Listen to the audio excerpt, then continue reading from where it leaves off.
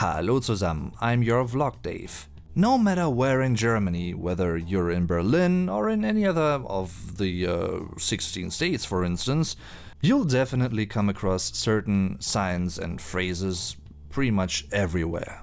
You can't escape too many of them, I don't think. Hence, and also because some of them can be really important, I'd like to talk about 10 German words and phrases you can or will come across everywhere in Germany today. So, let's begin. Number 1. Drücken. You'll see this term on almost every public door in Germany, meaning in banks, in department buildings, or like even in little stores and shops, in case they don't have automated doors or anything similar, that is. It's a verb in the infinite form and it basically tells you to push the door instead of pulling it, which would be number 2, ziehen. Usually, you'll see both terms written on the same door, and depending from where you're at, leaving or entering a room or a building for instance, you'd either see drücken or ziehen. Often those terms are spelled in capital letters for these purposes. Number 3. Bitte warten. There can be many different potential situations that feature this phrase. An ongoing process might say bitte warten in between. For instance, when you're withdrawing money from your bank account at a terminal. Common alternative forms include bitte warten Sie, please wait plus Sie being the formal form of addressing someone in German, in the second person singular. Bitte warten Sie einen Augenblick, please wait a minute. Or for instance, bitte warten Sie einen Moment, please wait a moment.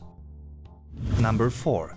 Öffnungszeiten or heute geöffnet von bis Die Öffnungszeiten is a plural term, meaning it's mostly used in plural. Plural. Still hate that word. Anyway, die Öffnungszeit would be the singular form. An alternative phrase is heute geöffnet von time of day bis time of day. And on a side note, please keep in mind that in Germany we usually use the 24-hour system. Number 5. Achtung, betreten verboten. A very basic and very important phrase. Again, this one can be used and seen in multiple possible situations and contexts. It doesn't necessarily have to be a combination of Achtung and betreten verboten, it might as well just say betreten verboten, or a relating form which means the same, such as Zutritt verboten.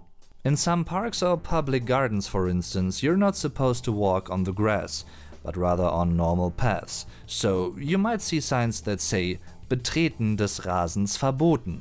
Or you might even see a whole sentence, das Betreten des Rasens ist verboten, or nicht gestattet, which basically means the same.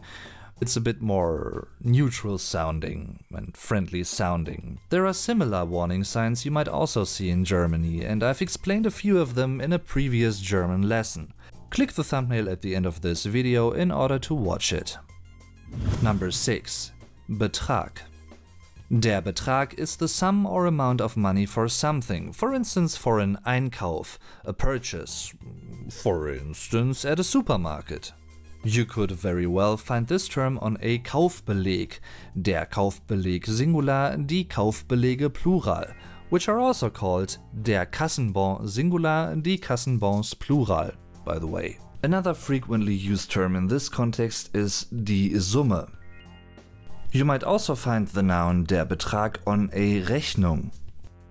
And instead of der Betrag, you might also stumble across the term Gesamtbetrag, which actually is a pretty literal translation of total amount or total sum. Number 7. Bitte Abstand halten. You can find this phrase especially on many public German floors. Are you serious, Dave? Yeah, it's true. This phrase either asks you to be discreet, which would be the case at any kind of terminal, der Schalter, or for instance at a Geldautomat, a cash terminal. Again, this phrase can be enriched with more particular information. Achtung, bitte Abstand halten. Tor öffnet automatisch. Number 8. Kein Trinkwasser. Many public fountains, der Brunnen Singular, die Brunnen Plural in Germany, carry a lot of water, but it usually ain't Trinkwasser, drinking water. So a sign saying kein Trinkwasser means no drinking water. Number 9. Nur Barzahlung möglich. This one might especially be both important and interesting for Americans that want to come to Germany at some point. I've talked about this topic in a previous episode of Life in Germany before, but I don't think I mentioned this phrase. Imagine a German store which operates with a Kartenlesegerät, a card reading device for EC or credit cards. But for some reason that card reader stopped working today, so you're forced to pay with cash. Which can also be the normal case in some very little German stores or bakeries, for instance. You might also come across a shorter form of this, nur Barzahlung. In this context, the term Barzahlung might also be embedded in a longer sentence. Bitte beachten Sie, dass bei uns nur Barzahlung möglich ist. Or for instance, this situation might be expressed from a different perspective. Keine Kartenzahlung möglich. Number 10. Tür schließt. You might see and or hear this one, for instance, in German buses. Der Bus Singular, die Busse Plural. In trains. Der Zug Singular, die Züge Plural. In a subway. Die U-Bahn Singular, die U-Bahnen Plural. Once again, this one is usually included in a longer phrase. Achtung, Tür schließt automatisch. I've also made a video about German train or subway vocabulary, meaning words and phrases you will either read or hear being on German trains. So if you're interested in checking that out, click the thumbnail that's gonna appear right now.